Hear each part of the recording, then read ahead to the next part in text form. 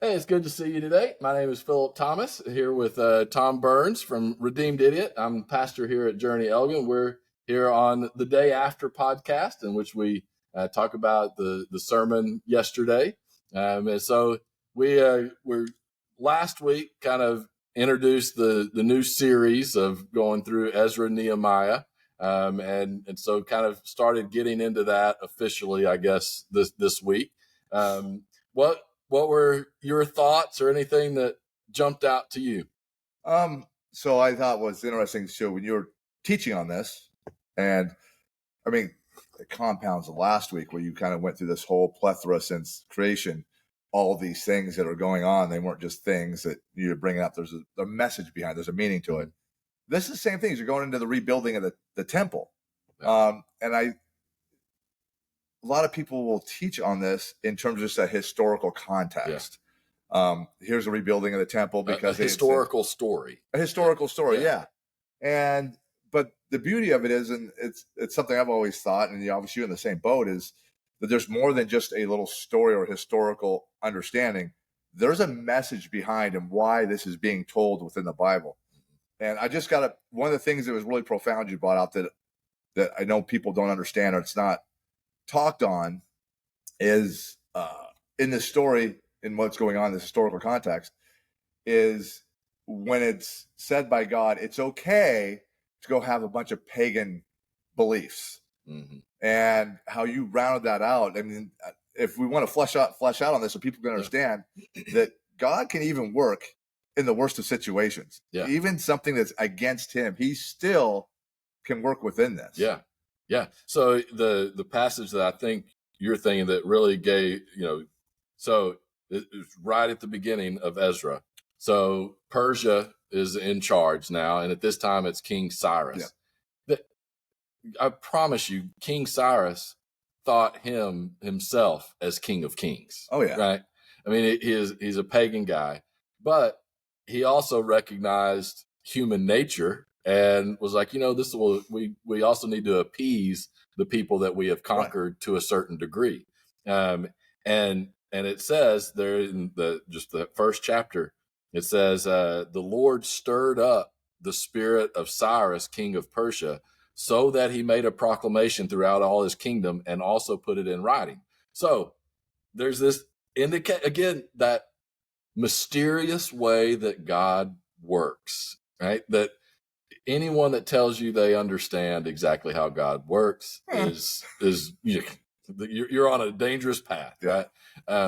Because I don't believe that God, there's no indication that God revealed himself to Cyrus. Right. There's no indication, that there was a miraculous thing.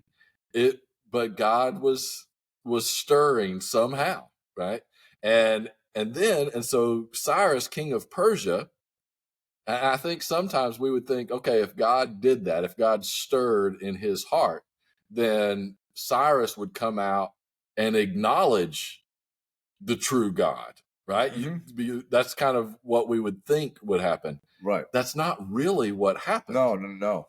God's purposes were accomplished, but Cyrus did it for himself, not for God. And so it says, thus says Cyrus, king of Persia. So this is what Cyrus wrote down. It says, the Lord, the God of heaven, has given me all the kingdoms of the earth. So he's kind of recognizing, okay, yeah, there's this God who's given me the kingdoms of the earth and has charged me to build him a house at Jerusalem, which is in Judah. Whoever among you of all his people, may his God be with him, and let him go up to Jerusalem. He is the God who is in Jerusalem.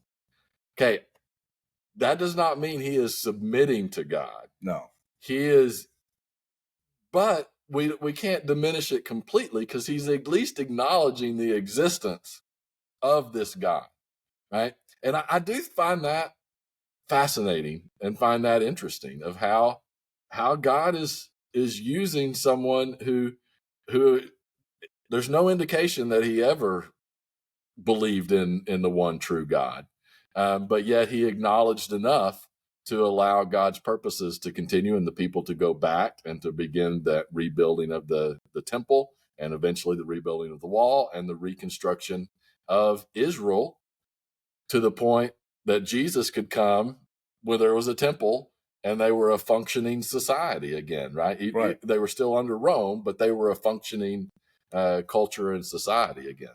Right.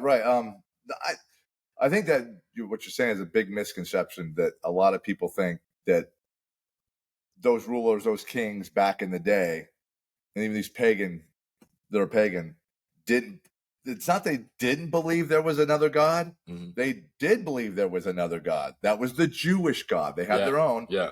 I mean, we talk about like Balaam and Balak. Mm-hmm. You know, he would not attack the Israelites because he knew what the Jewish God had done to Pharaoh. Like, I'm not messing with this dude.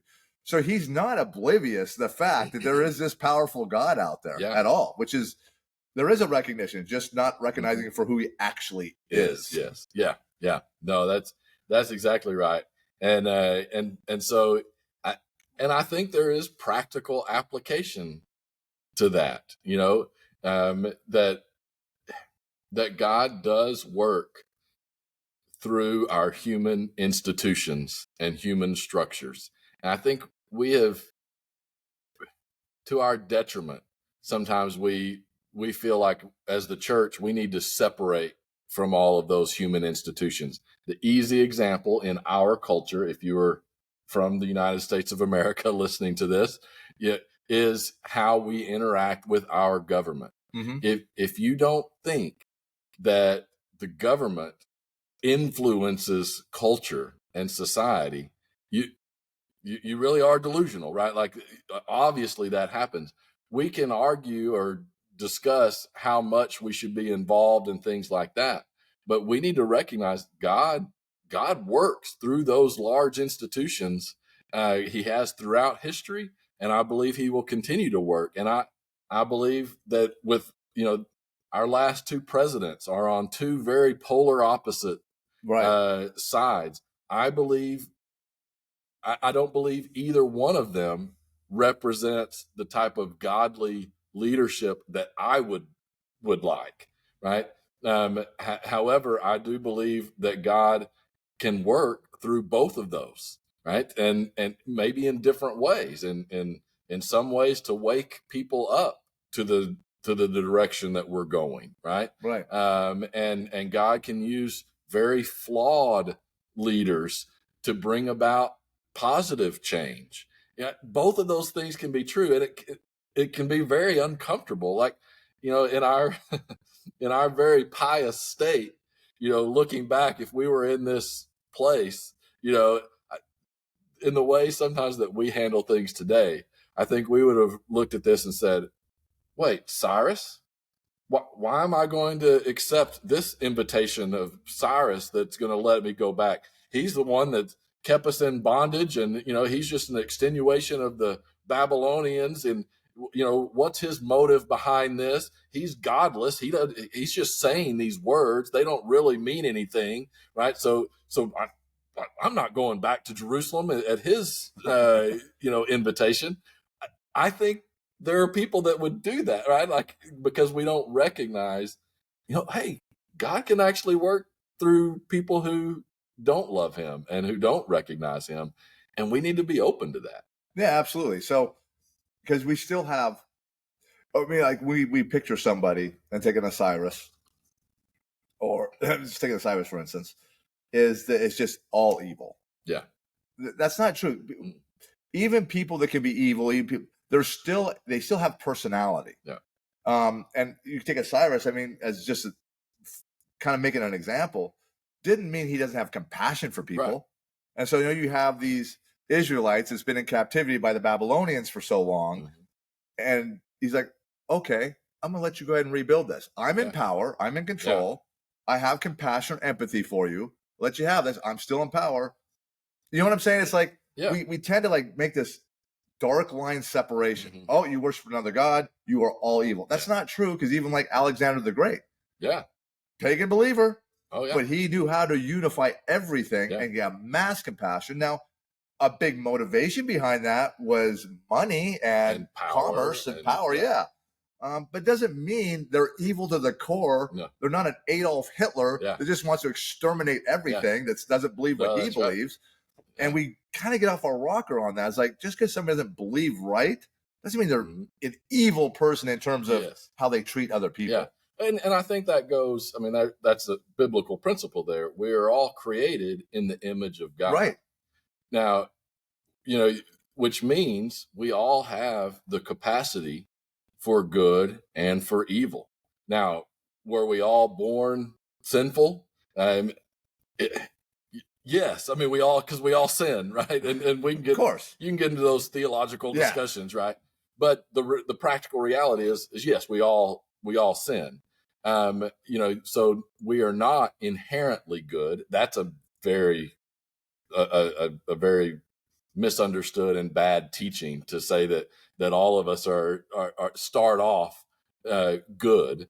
That can lead you down to excuse a lot of behavior, right? We also aren't completely depraved. No. You know. However, we are all sinful, right? So I look at it more as we're all born with the capacity for good because we're created in the image of God. However, we are also born under the curse from Adam, right? So we're also sinful and we're fallen and we're separated from God. But even in our sinful state, because we're created in the image of God, we do have the capacity to do good. Now, that's not enough to save you. That's not enough for you to receive full redemption, right? But I do think we need to understand that reality, and and it is tough. It's a lot easier just to try to see people as fully evil or fully good. Well, that's just not reality, and that's not biblical. No, definitely not. And you brought up, the last two presidents, saying Trump and versus Biden. Yeah.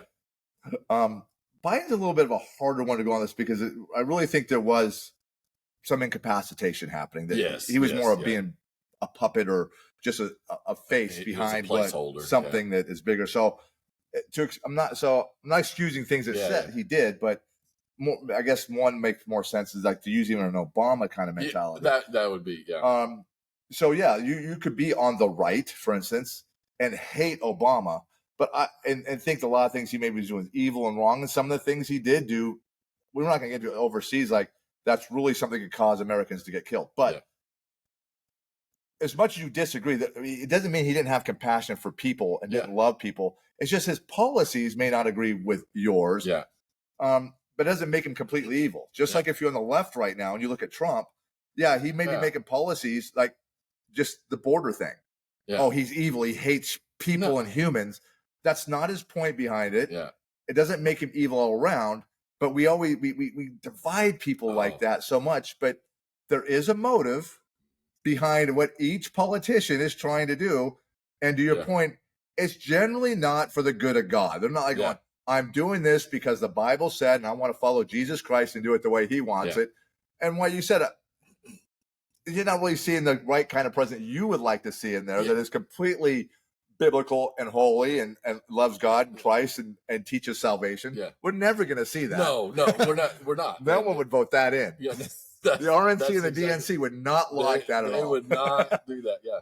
No, you're but exactly he uses right. them. But he does, because God is always at work. Yeah. And that should give us some hope that is dark and as difficult as it is. And I know, you're going through Revelation on Wednesday night. And so, I mean, we've talked about that there are signs that we're getting close to wrapping this thing up. And, and that may still be 100, 200, 300 years down. We don't know, but there are signs, and it can become very, very difficult. And I just one thing I try to do with going back to the Old Testament, again, these aren't just stories. Yes, they are historical stories. Yeah. And if you read Ezra, goodness gracious, goes in depth, in detail of what they brought back, of the people that came back and the family lines.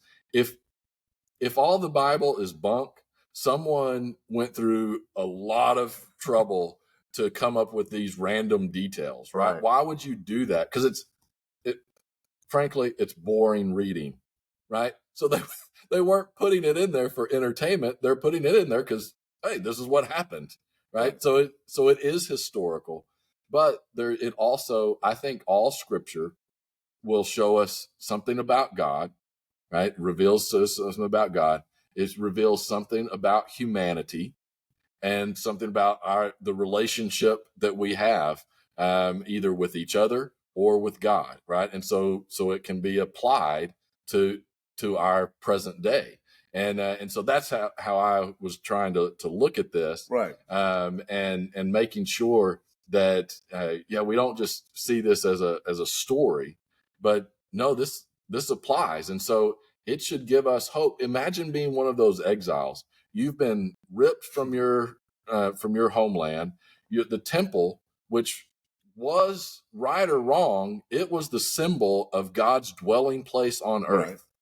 It was completely razed, right? And which is an interesting word because it can mean either built up or completely, right? It was spelled differently. Yep. But so it was completely demolished, and now you've been taken into captivity.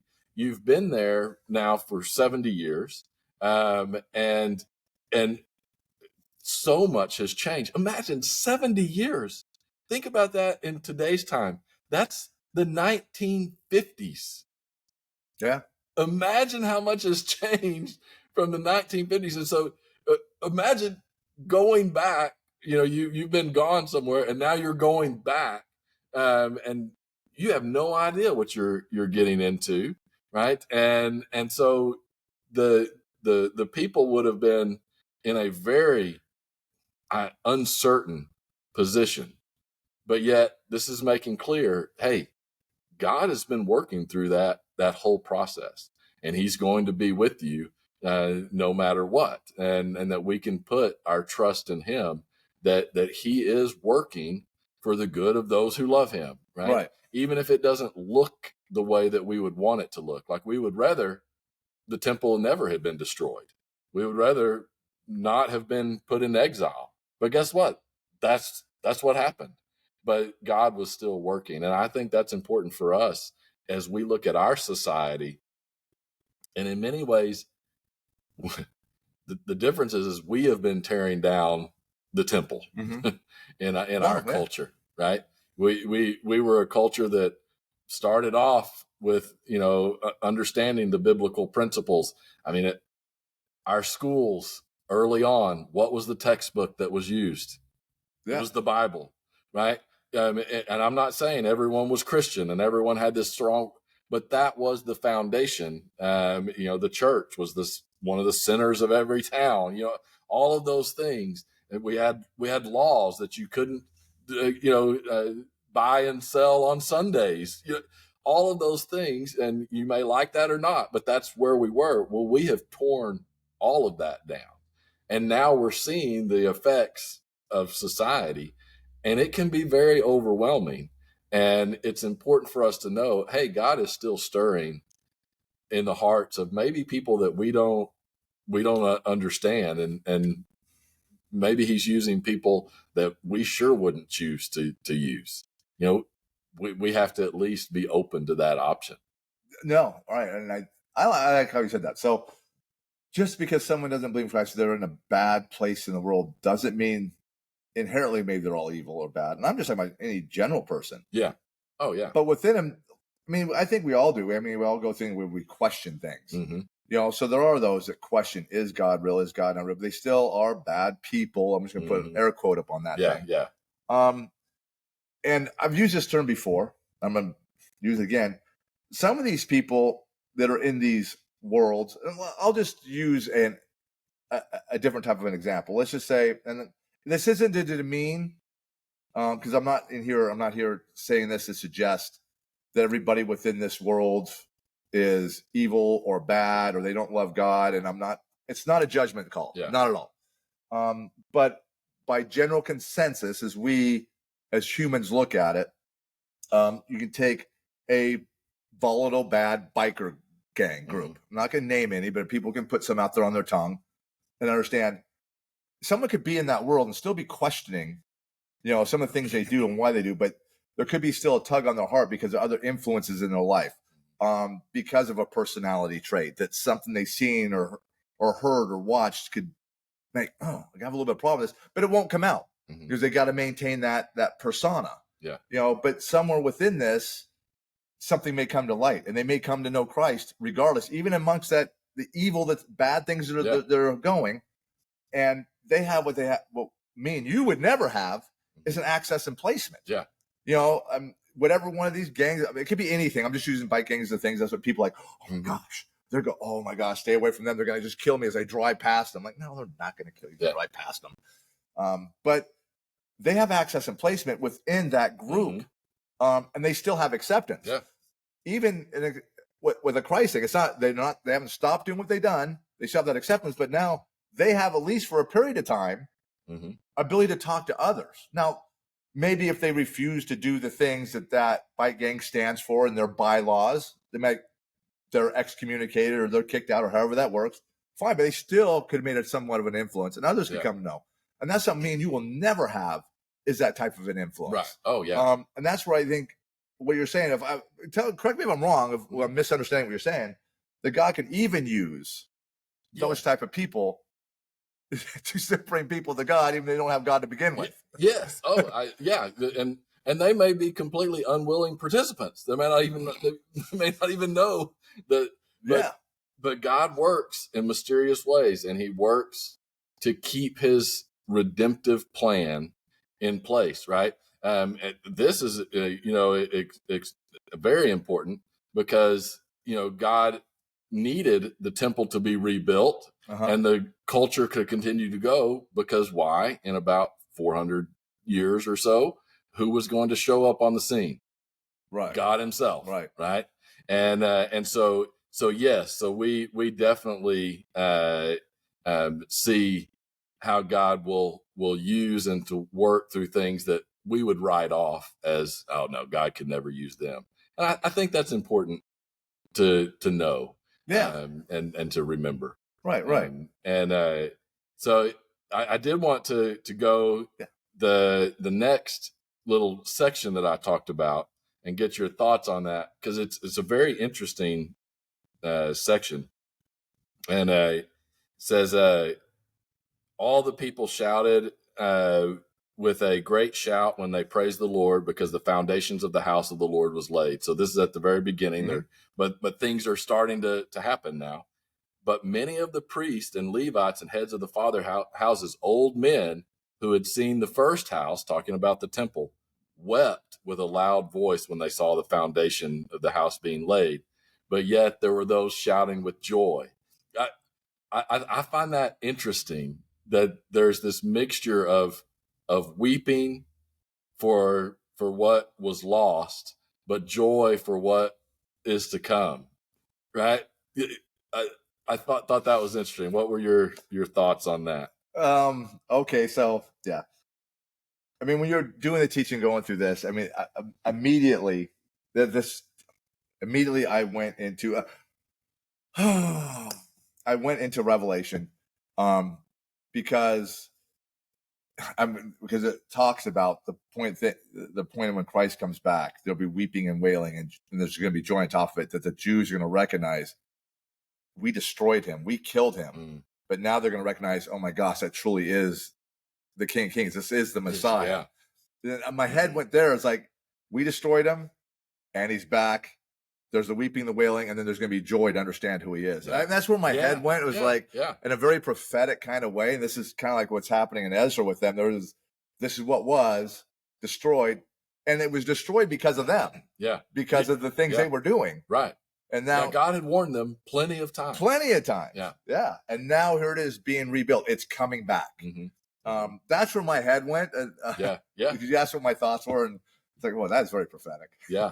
And I do think there's an important truth in that, that because most of us, there's that old, kind of idea that you can receive 10 compliments, but if you receive one negative criticism from someone, your focus is on the negative criticism, and that's what you believe Oh to man, be true. yeah, yeah. That's what you believe to be true, rather than the 10 positive things that people have said. Right? That's Yeah. a human nature, and some people struggle with that more than others. Yep. Some people never hear the criticism, and they, so we understand it's different for everybody, but generally, I think most people, we can hold on to our failures way tighter than we should.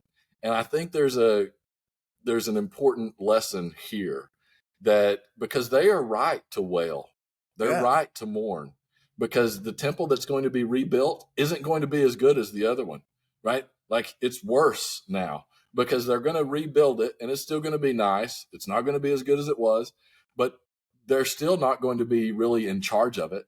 Cyrus is going to be in charge of it, right? Right. So there's all kinds of dynamics that are going on, and so there's that natural wailing, but then there's this joy, and it's interesting how the shouts of joy kind of overcome the weeping, right? But it's all mixed together, and it's important for us to, because I know, especially if you came to the Lord later in life, and I didn't. I was blessed to be in a household with parents that showed me the love of Christ from day one. Right? I never knew anything else.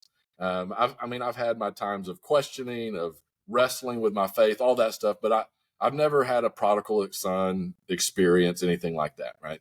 But even me, there's things that I know that I should have done that I didn't do, or, things like that. And sometimes at night you'll wake up and you're like, gosh, and you feel regret over something that happened years ago. You know what I'm saying? Yeah. And I think we have to be careful with that. We should learn from those things so we don't repeat them. But we can't stay in that place of mourning, and God doesn't want us to stay in that place of mourning. No. And I think that's kind of what's happening here, is that joy of what is to come, that, hey, look, God is being faithful even in spite of you screwing it up so bad. Yes, you messed it up, and yeah, it's not going to be what it was, but God is still going to be present, and he's still going to bring about good, and we can celebrate that. Right.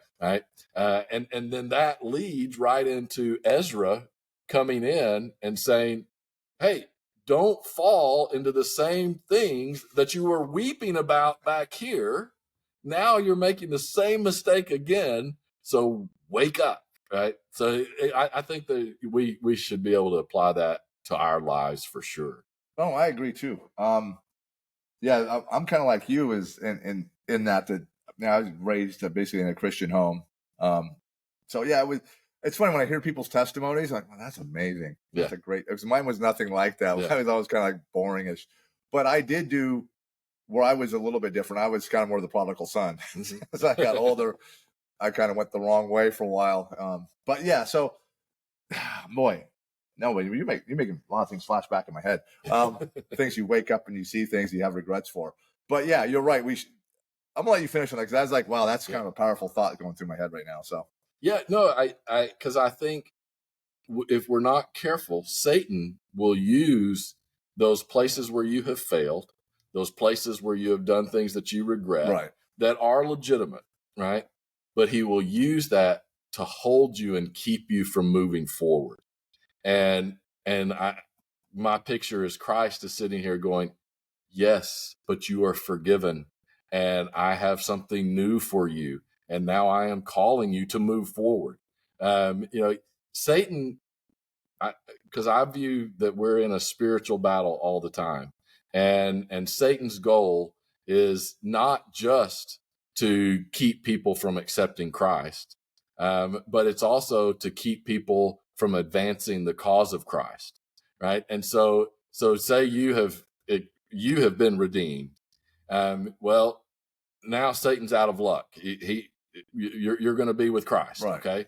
But if he can use your regrets and those things that that you've messed up on, if he can use those to keep you from now going out and engaging the battle and actively pushing against him and trying to bring people to Christ, if he can do that, for him, that's a mini win, Right. right? And so I think it is important for us to realize the significance of God's grace and His forgiveness, that He puts that away, and so you can move forward. In fact, you're called to move forward. Don't stay Right. in that place of weeping, but move to the place of joy and looking forward and moving forward. Right. Exactly. And regret is a good word. I think we wow boy, we impute a lot. For me, it was like there was a whew, okay. So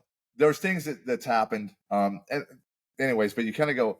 There's the regret, but there's the guilt. Yes. You kind of and well, I don't want to go down too deep, but it kind of goes what we're already been talking about within the Protestant thing, that there's this impunity of guilt, that this expectation of how to live, and then it's like the more guilt you have, the harder it is to pull away from the guilt, and the less you care, because everything's just like, no matter what I do, I'm screwed up. I'm losing this game. I'm losing this battle. Though, even though I knew I was fine in essence, but the guilt, and we've talked about this, the thing where I did not want to see as if I was the hypocrite. Right. So I wouldn't show a lot of profession outside. I mean, in the church, fine, yeah. Or if I was doing something, yeah, there I am. I can new face, here I am. Yeah. But in job and everything, there was this element of guilt because they're just constantly impugned. If you do this, if you do that, there's like my personal size. I don't want people to think, it's such a bad way to look at it, like I'm this Christian that acts this way because I'm just a hypocrite and I'm making it worse for Christ, because they're going, you're just a hypocrite. You're one of those guys. They don't do this, but look what you said. Look what you did. Yeah. That's why I'm having a hard time talking about this, going back in my head and other things. It's just like, man, it's that guilt was what was the thing. And it was just impugned on me so much. And everything was said is like, I can't get out of this. I mean, I could sit there and keep asking forgiveness, keep asking forgiveness. But the guilt didn't leave. The guilt didn't leave, because I just still got smacked down again. It's like, oh man, I said that last week. Okay, I did that. I can never win this game. I'm going to lose no matter what. So you kind of go in this pattern of just not caring, and then you're nothing good in the profession of God. Of course, unless you're at a church social having pies. So I can sit and tell great stories and say amen and hallelujahs all day long. But the life in the world was tough, because I didn't want to be that hypocrite, because I was that hypocrite a lot of times. Because I just thought, I'm just not good enough. Too much guilt. Forget it. I'm just going to be me. And I don't know. It's just, I didn't even get this feeling when you were talking this week, but us talking back and forth is like, man, it's popping back up in my head, and I feel bad now. No. But I'm understanding why I had the guilt, because I would just constantly being pounded. It wasn't by Christ. It wasn't even by Satan. It was just by what man was saying, what people were saying. And when you heard in church, like, I'll never win this game. What am I even trying anymore? I'm not going to go out and witness to people, because I'm a hypocrite. And I could look at other people and go, they're hypocrites, but they're not my problem. I'm the problem. I don't know. I'm no. Going out on that. That's rough. But that is true, because guess what? We're all hypocrites, right? None of us live up to the standard that Christ has set for us. We all fall short. All of sin fall short of the kingdom of God. But yet He also says, my burden is light, and to cast your cares upon me. And I think, and so it's a lifelong process. And if we get stuck only looking at the guilt and the regret, then what are we doing? We're keeping that burden on us, right? And Christ has said, let me take that burden from you, right? And so when we start getting into that mode where we're overwhelmed with our guilt, because that's real. And by the way, you need some of that, right? Because you're never going to repent if you don't have some guilt for what you have done, right? If you don't recognize that what you've done is not godly, right? So, but then once you've received that redemption, okay, now it's time to allow Him to take on that burden. And whenever you start feeling overwhelmed again by it, which is natural, it's our humanness. That's, to me, there's lots of little check engine lights, that we have. That's a check engine light. If you're kind of just in that self-pity, whatever term you may use. Okay, wait, is this really what God wanting me to just process on all this guilt for something that happened years and years ago? No, he has put that aside. So take that, give it to him, and then start moving forward again. And don't let it build up where it keeps you from moving forward. Right. You said, you know, they're saying that you're right.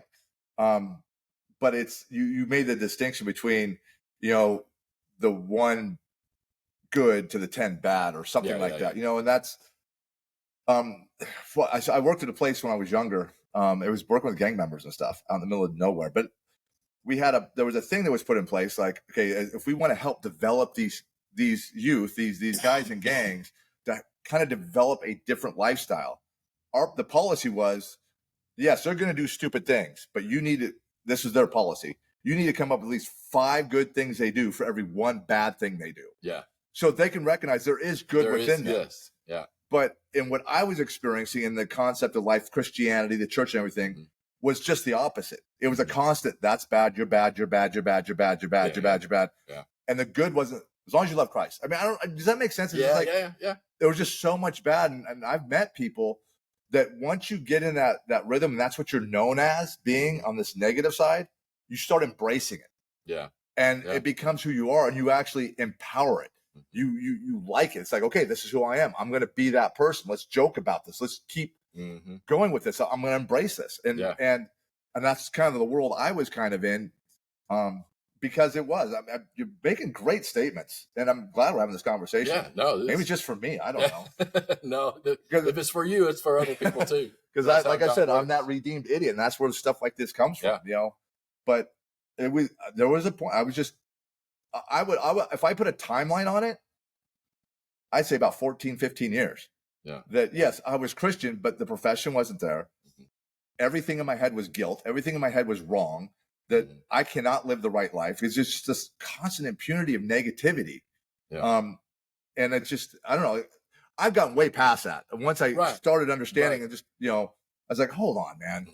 That's not how this works. Yeah. You know, and understand that, you know, why Christ died, what redemption actually looks like, and then trying to live that life and quit living in that guilt and don't let people keep bringing and beating you down.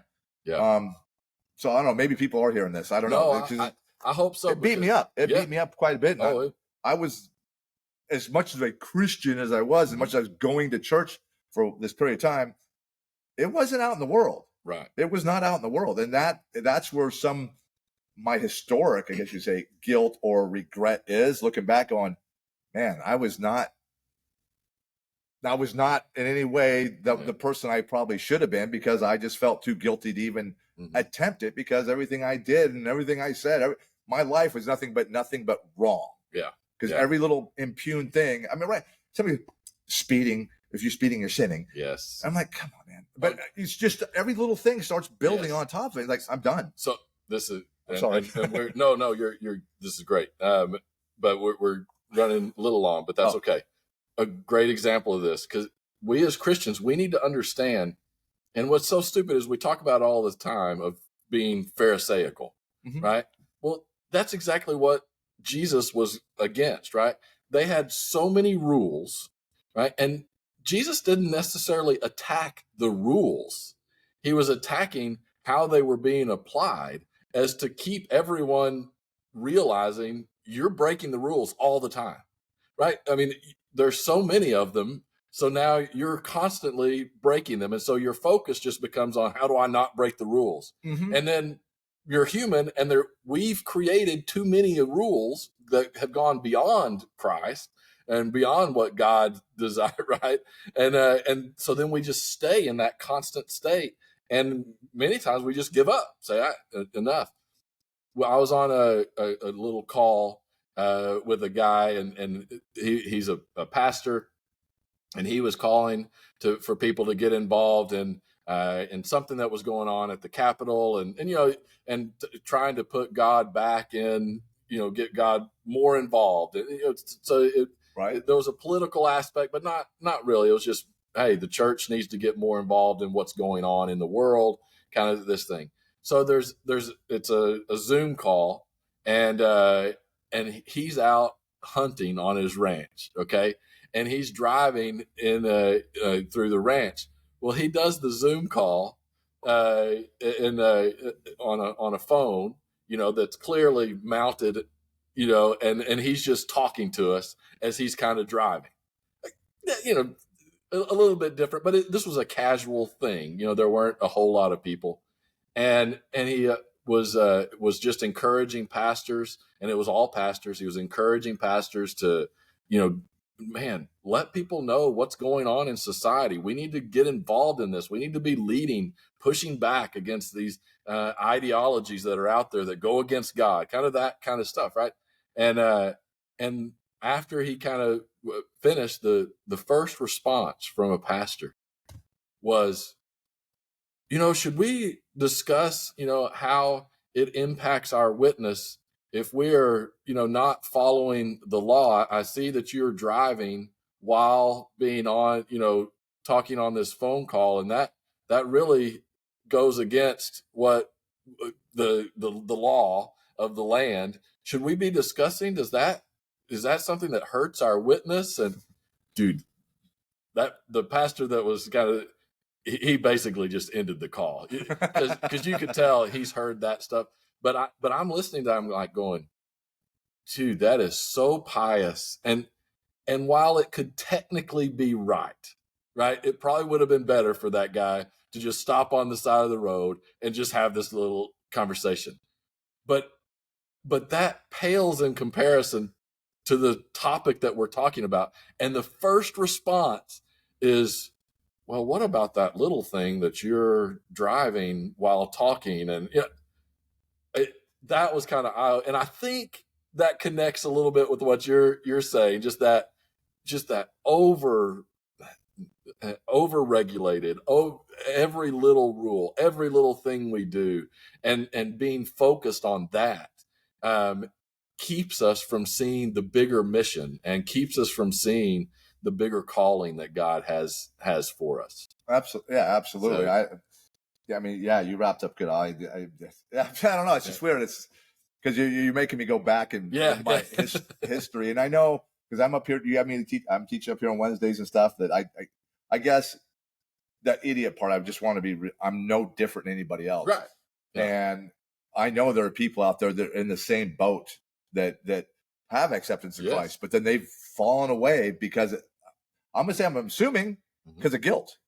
Because like, I'm just truly not worthy enough. And it's like, whatever. I'm done playing the night, and being constantly hearing criticism will beat you up. And you can ask anybody on that. You criticize something enough. Oh yeah. And I think your pharisaical mentality that people that comes out from a lot of churches, that I know that was a driving force for me, because I believe, but I don't know, man. That's So anyways, no, that's great. And, oh wow. And we'll wrap up, but I think it's very important, and we didn't get to quite the last little. But no.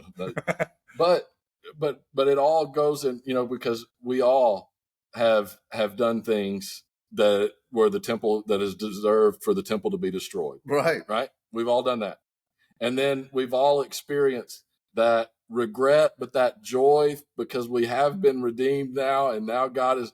But we still live in that tension, but God is calling us out of all of that, and then He doesn't want us to go back into it, right? And that's what Ezra at the end, he's calling them. He says, "Listen, you can't go back into the same behaviors that led to the destruction of the first temple, right? So we should learn from our past. We should mourn it. We should give it over to God. We allow Him now to carry that burden, because we have been forgiven. Mm-hmm. We have been redeemed, and now we joyfully look to the future that He has secured for us. Right. And that's vital for us. And whenever you're struggling with that, know that's okay to struggle with it. Allow God to speak truth in that. Don't start listening to the voices of the world that just pile on and say, oh, you know what? You're right. You really do suck. You really are. Man, you've said you've loved Christ for a long time, and look at all these little things that you've done. No. don't get caught in that trap. Allow him to continue to grow you and to redeem you and to that old wonderful term, to sanctify you. Right. And we're Right. we're running the race, and it is a marathon. I think we can, I love the Old Testament. A lot of people, they, especially in our Christian church now, they don't want to go back to the old. I actually love it because I think it tells us even more about God and the fullness of God. And we can see that even in Ezra and Nehemiah, in between all the genealogies that they talk about. Right. So, all right. Well, we will continue our, we're going to be going through Nehemiah, probably get into Nehemiah. I'm going to spend more time going through the book of Nehemiah. It's a little easier to go through, and about the importance of building up those walls of our faith as we engage the culture around us. So awesome. Thanks for joining us. We'll see you next time.